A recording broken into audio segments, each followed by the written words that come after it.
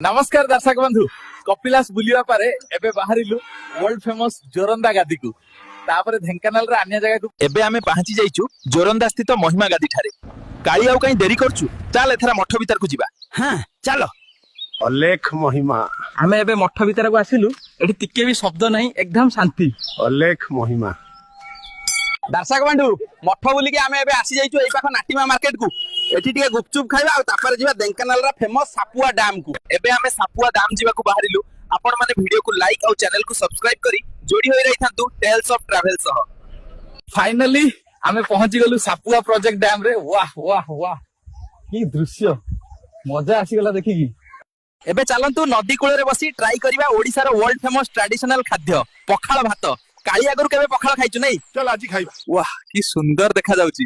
अबे काली जाउनु दीटा आंबो आनिबु से गछरु पखाल सह आंबो हेइ गेले पूरा मजा आसी जिबा।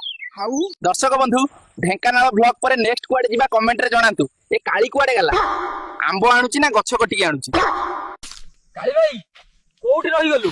आबे कोन जंगल रे बाट भूली गलु ना कोन? अंधार हेलानी आउ मजा करनी। अरे काली ओ काली कुआडे गलु कि रे? शीघ्र आसे जिबा पुणी आमे।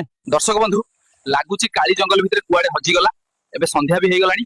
मु आपण मानकठु विदाय नेउची। देखा हबो नेक्स्ट ब्लॉग रे।